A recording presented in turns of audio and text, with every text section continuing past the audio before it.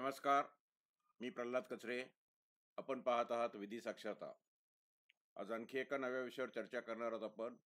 तो म्हणजे हल्ली मोबाईलच्या सहाय्यानं प्रत्येक जण आपापली पीक पाहणी करू शकतो. स्वतःच्या शेतात जाऊन फोटो घेऊन आणि त्या ठिकाणीच पिकांच्या नोंदी मोबाईलच्या सहाय्यानं शासनानं पुरवलेल्या ॲपमध्ये करता येते.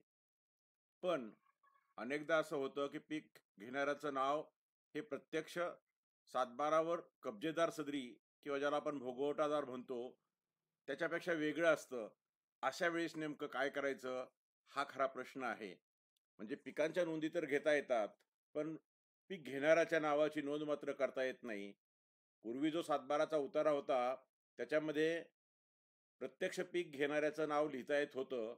शिवाय त्याचा रीत देखील लिहिली जात होते. आता जो सातबारा आहे, संगणकीय सातबारा किंवा बदललेला नवीन नमुना, त्यामध्ये तो जो पीक करणाऱ्याचं नाव किंवा कल्टिव्हेशन करणाऱ्याचं नाव, हा जो एक रकाना होता, तो रकाना आता कमी करण्यात आलेला आहे. कारण तो रकाना ठेवल्यानंतर अनेक प्रश्न निर्माण झाले, अनेक समस्या उद्भवल्या, अनेक वाद उद्भवले. तेव्हा नॉर्मली जो कब्जेदार असतो, म्हणजे जो शेताचा मालक असतो किंवा ज्याला आपण भोगवटादार म्हणतो कायद्याच्या परिभाषेमध्ये, तो भोगवटादारच त्याचं स्वतःचं शेत कसतो किंवा पिकं घेतो, असं डिफॉल्टमध्ये मानलं जातं. म्हणजे सर्वसाधारणपणे अशी समज असते कायद्याची. पण जर त्याच्याशिवाय दुसरा कोणी करत असेल तर? आता अनेकदा पर्सनल कल्टिव्हेशनची एक व्याख्या असते, वैयक्तिक, ज्याला आपण पीक घेणं किंवा मशागत म्हणतो. त्याच्यामध्ये घरात 10 माणसं असतील आणि त्यांच्यापैकी कुटुंबातला कोणताही एक माणूस करत असेल, तर सर्वजण करतात असं म्हटलं जातं. लहान मुलं आहेत त्यांच्या बाबतीत त्यांचे पालक करतात असं म्हटलं जातं. विधवा असेल तर त्यांच्या घरातला जो कोणी माणूस करत असेल, तो पिके घेतो असं म्हणा. किंवा सशस्त्र दलामध्ये बॉर्डरवरती कोणी काम करत आहे, त्याच्या कुटुंबाने केलं तरी त्यांनी स्वतः केलं, असा त्याचा अर्थ आहे. दुसरं मजूर लावून केलं जातं, त्याच्या पावत्या घेतात आणि मजुराचं सुपरविजन स्वतः करत असेल, तर त्याला देखील पर्सनल कल्टिव्हेशन मानलं जातं. तेव्हा असे जे लोक आहेत, त्यांच्या नावाच्या नोंदी करण्याचा प्रश्न उद्भवत नाही. पण अनेकदा असं होतं, की शेती स्वतःला करता येत नाही. व्यापार किंवा नोकरी किंवा व्यवसायाच्या निमित्ताने भोगवटादाराला बाहेर कुठेतरी राहावं लागतं आणि अशा वेळेस ती जमीन एकतर तोंडबोलीने किंवा काहीतरी लेखी दस्त करून भाडेपट्ट्याने दिली जाते. त्याला आपण लीज म्हणतो. कराराने दिली जाते आणि मग त्यामध्ये एक तर पैशाच्या स्वरूपामध्ये त्याचा खंड किंवा त्याचा ज्याला आपण म्हणतो मोबदला दिला जातो किंवा पिकाच्या रूपानं ज्याला आपण बटाई असं म्हणतो किंवा पिकातला वाटा असं म्हणतो. अशा पद्धतीने केलं जातं आणि अशा वेळेस अनेकदा प्रश्न निर्माण होतात. जमीन प्रत्यक्षात मालकाशिवाय दुसरा कोणीतरी कसत असतो, पण तो कायदेशीर मार्गाने कसत असेल, तर तो अर्ज करू शकतो आणि त्याचं नाव त्या ठिकाणी येऊ शकतं.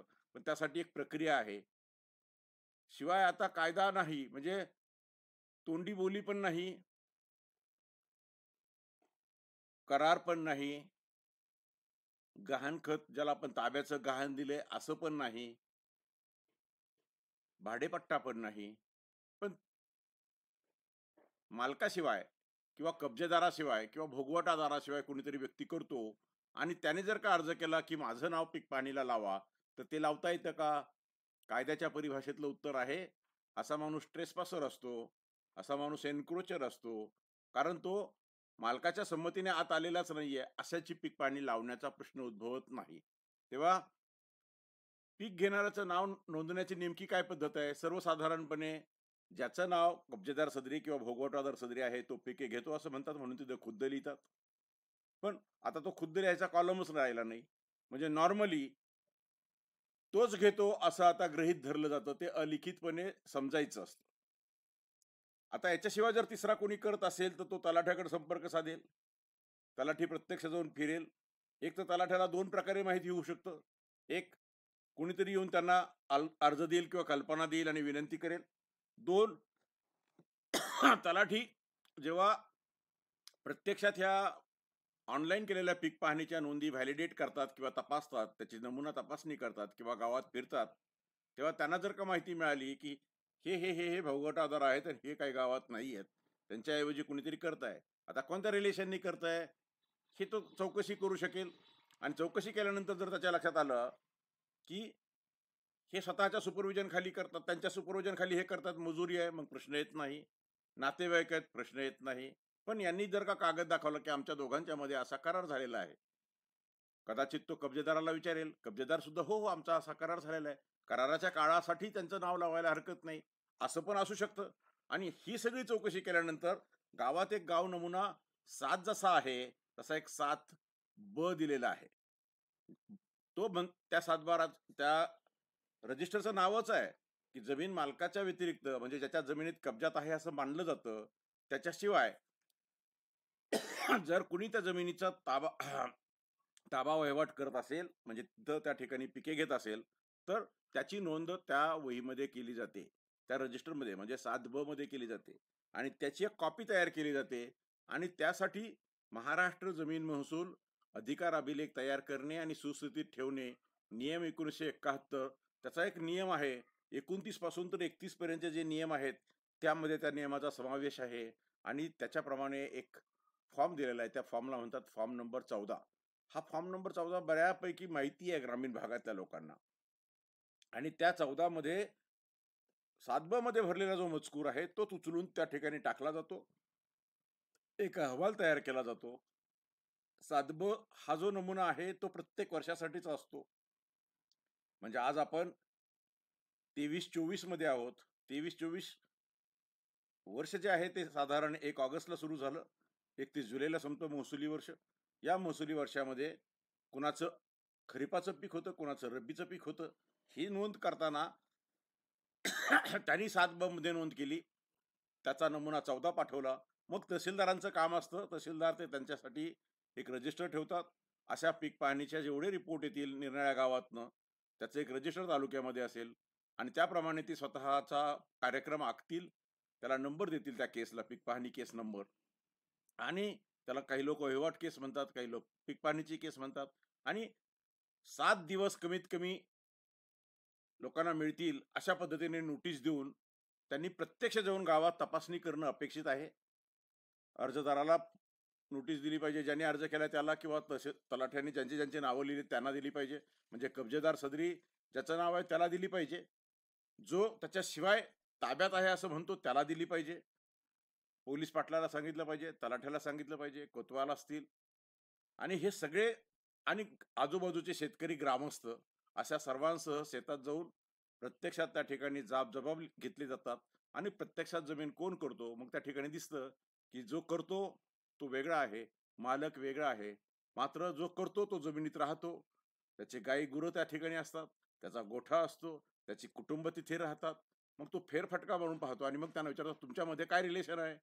मग जर का तो म्हटला की आमच्यामध्ये करार झालेला आहे, मग कराराची प्रत पाहतात, दोघांना दाखवतात, त्यांचे स्टेटमेंट घेतात. आणि जर का असं लक्षात आलं की हो, कायदेशीर मार्गाने हे ज्यांनी अर्ज केला ते ताब्यामध्ये आहेत, तर त्यांची पीक पाहणी त्या वर्षी लावावी असा ते आदेश देतात. त्या आदेशानुसार गाव नमुना 7 ब मध्ये जे आहे ते त्याच्यामध्ये जो रिमार्क्सचा कॉलम आहे शेरा, त्याच्यात तहसीलदार यांचे आदेश क्रमांक टिंब दिनांक टिंब प्रमाणे त्या वर्षी अमके अमके पीक घेत होते असे नोंद आहे.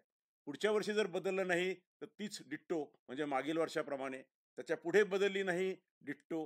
त्याच्या पुढे बदलली नाही, डिट्टो, असंच होत राहील. आणि ज्या तारखेला करार संपेल त्या तारखेला कदाचित मालक येईल आणि मालक सांगेल की आता यांची पीक पाणी संपली, कारण आमचा करार संपलेला आहे, आता यापुढे माझी पीक पाणी लावा कारण मी शेती करतोय. आणि जर त्या ठिकाणी बदललं तर नंतर बदलायचं असतं. अशी साधारण कार्यपद्धती आहे. पण आता अलीकडे काय प्रश्न निर्माण होत आहेत, 7-12 मध्ये तो कॉलमच नाहीये. 2018 मध्ये अशी पीक पाहणीची केस सुरू झाली होती. आणि त्या 2018चा निर्णय एकाच्या बाजूने लागला, दुसरा अपिलात गेला, मग एसडीओच्या अपिलात गेला, मग एसडीओ कडून ॲडिशनल कलेक्टरांच्या अपिलात गेला, मग पुढे रिव्हिजन अर्ज झाला आणि ती केस आयुक्तांपर्यंत गेली आणि आयुक्तांचा केसचा निकाल आता 2023 मध्ये किंवा 24 मध्ये लागला. आता याचं नोंद कुठे घ्यायची? त्याचं कारण आहे की आज तलाठ्याच्या हातात जो आहे ते 2023-24चं रजिस्टर आहे. कारण याचं रजिस्टर दरवर्षी वेगळा फॉर्म बनवावा लागतो. खरं तर एकाखाली एक जर वर्षभर घेतलं तर ते जास्त चांगलं आहे. पण तलाठ्याला त्या वर्षाचं रजिस्टर शोधून काढावं लागेल, त्या वर्षी त्याची नोंद घ्यावी लागेल. त्याच्या पुढच्या वर्षी बदलली का पाहावी लागेल, नाही तर वरीलप्रमाणे म्हणावं लागेल. त्याच्या पुढच्या वर्षी वरीलप्रमाणे अशा पद्धतीने ती नोंद घ्यावी लागेल. आणि पुराव्यासाठी जर त्या शेतकऱ्याने मागितली तर त्याची सर्टिफाईड कॉपी द्यायला लागेल. त्या 7ब ची सर्टिफाईड कॉपी, त्याच्यामध्ये रिमार्क्स कॉलममध्ये झालेल्या सर्व आदेशांचा उल्लेख असेल, त्याला म्हणतो आपण पीक पाहणीचे अभिलेख. म्हणजे एका बाजूला फक्त पिकांच्या नोंदी करण्याचं जे काही अधिकार आहेत ते आता शेतकऱ्याला दिलेत. ते काम शेतकरी करतात. ते तपासण्याचं काम तलाठी करतात. पण पिकं कोण घेतो याच्याविषयीचे जर काही वाद असतील, त्या वादांच्या बाबतीत मात्र तलाठी पहिली नोंद करतील. ते तहसीलदारांना अहवाल पाठवतील. तहसीलदार, मी सांगितलेला जो रूल आहे, महाराष्ट्र जमीन महसूल अधिकार अभिलेख तयार करणे आणि सुस्थितीत ठेवणे, नियम 1971, त्याचा नियम 29 ते 31, अशा पद्धतीने साधारण त्याची कार्यपद्धती आहे. एक गाव नमुना महसूल जमीन महसूलचा एक नियम पुस्तिका आहे, ज्याला MLRC चा खंड असं म्हणतात. जमीन महसूलचा खंड, खंड 4 नावाचा खंड आहे. त्याच्यामध्ये देखील हीच कार्यपद्धती मी जी आता सांगितली, तीच कार्यपद्धती प्रत्येक तलाठ्याच्या कार्यालयात असा खंड 4 असतो. आपण जर MLRC व्हॉल्यूम 4 असं जर का गुगल केलं तर आपल्याला कुणालाही, ज्याला हवं असेल त्याला, निरनिराळ्या लोकांनी ते ठेवलेलं आहे. आपल्याला गुगलवर देखील ते मिळू शकेल. गावामध्ये 7ब नंबरचा नमुना असतो. ह्या खंड 4 मध्ये हा नमुना दिलेला आहे. हा नमुना या पद्धतीचा असतो. आणि या ठिकाणी मी तुम्हाला सांगितलं, हा जो रकाना 8 आहे, याच्यामध्ये जो सेरा आहे, ज्याला आपण रिमार्क्स म्हणतो, या रिमार्क्स कॉलममध्ये ही नोंद का कोणत्या वर्षापासून आलेली आहे ते आपण या ठिकाणी लिहितो. अशा पद्धतीच्या नोंदी या गाव नमुना 7ब मध्ये, म्हणजे विशेषतः जमिनीच्या मालकाव्यतिरिक्त कोणी नोंद करत असेल त्यासाठी शासनानं वेळोवेळी सूचना काढलेल्या आहेत. पहिली सूचना निघाली होती ती पहा 21 मार्च 1979 ला. त्यानंतर आहे 24 नोव्हेंबर 1997. त्यानंतर आहे 21 डिसेंबर 1998. त्यानंतर आहे 15 मार्च 2002. अशा वेळोवेळी शासनाने याच्या बाबतीत नोंदी कशा घ्याव्यात, चुका कशा करू नयेत आणि ज्याचं कोणतंही कायदेशीरपणे नातं स्पष्ट होत नाही अशांच्या नोंदी घेऊ नयेत, यासाठी वेळोवेळी दिलेल्या आहेत. इव्हन विविध विभागीय आयुक्तांना देखील सर्क्युलर काढले. 2008चं पहा, पुण्याच्या विभागीय आयुक्तांनी त्यावेळेस काढलेलं सर्क्युलर आहे. असे अनेक सर्क्युलर काढलेले, त्याचे बरेच संदर्भ आहेत. ज्यांना हे संदर्भ वाचायचे असतील, ते जर मेंबर असतील या चॅनलचे, तर त्यांना मेंबर डाउनलोडला लिंक असते. आपण जेव्हा हा चॅनल पाहता तेव्हा चॅनलवर जर क्लिक केलं की तुम्ही चॅनलच्या कम्युनिटी पेजवर जर गेलात तर त्या ठिकाणी निरनिराळे पोस्ट आपल्याला दिसतील. त्या पोस्टमध्ये मेंबर ओनली लिंक म्हणून ही लिंक पेस्ट केलेली असेल. ज्यांना कुणाला, जे कोणी मेंबर असतील तर माझ्याकडे ॲक्सेस देखील मागण्याची आवश्यकता पडणार नाही. त्यांना ती काढून घेता येईल किंवा त्यांना ॲक्सेस मागता येईल. पण बाकी सर्वांसाठी मात्र असा लिंक उपलब्ध असणार नाहीये. तेव्हा ज्यांना हे संदर्भ वाचायचे आहेत, आपण गुगल केलं तरी देखील हे सर्व संदर्भ खुलेपणाने उपलब्ध होऊ शकतात. मात्र एकाच फोल्डरमध्ये पाहिजे असतील तर मात्र मेंबर प्रिव्हिलेजचा हा इश्यू असल्यामुळे, आपण जर मेंबर असाल तर आपल्याला त्या मेंबर प्रिव्हिलेजमध्ये आपल्याला हे जाऊन मिळेल. अशा पद्धतीनं आज आपण मालकाव्यतिरिक्त किंवा कब्जेदाराव्यतिरिक्त जर कुणाच्या पीक पाहणी घेत असताना, म्हणजे पीक पाहणी करत असताना त्याच्या नोंद घेण्याचा प्रश्न उद्भवला, तर अधिकार अभिलेखामध्ये नेमकी काय कार्यपद्धती अवलंबिली जाते याविषयीची माहिती आपण थोडक्यात त्या ठिकाणी पाहिलेली आहे. हे पहा, हे आपलं चॅनलचं पेज येतं. या चॅनलच्या पेजमध्ये जर गेलात तुम्ही तर या ठिकाणी तुम्हाला कम्युनिटी टॅब दिसतो. आणि ह्या कम्युनिटी टॅबला क्लिक केलं की या ठिकाणी तुम्हाला इथं अशा पद्धतीने क्लिक करा अशी लिंक दिलेली असते. ती लिंक आपण क्लिक केली की आपण मेंबर आहात की नाही ते तपासलं जाईल आणि तुम्हाला ॲक्सेस दिला जाईल. अशा पद्धतीचं ही कार्यपद्धती आहे. जर का हा व्हिडिओ आपल्याला आवडला असेल तर आपण नक्की लाईक करा. आपण यापूर्वी चॅनलला भेट दिली नाही, प्रथमच भेट देत असाल तर आपण सबस्क्राईब करा. म्हणजे यापुढचे माहितीपूर्ण व्हिडिओ देखील आपल्याला सतत त्याचं नोटिफिकेशन मिळत राहील.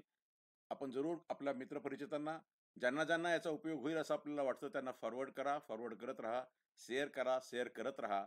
अशाच माहितीपूर्ण व्हिडिओसह आपण पुन्हा लवकरच भेटूया. तोपर्यंत मी थांबतो. धन्यवाद.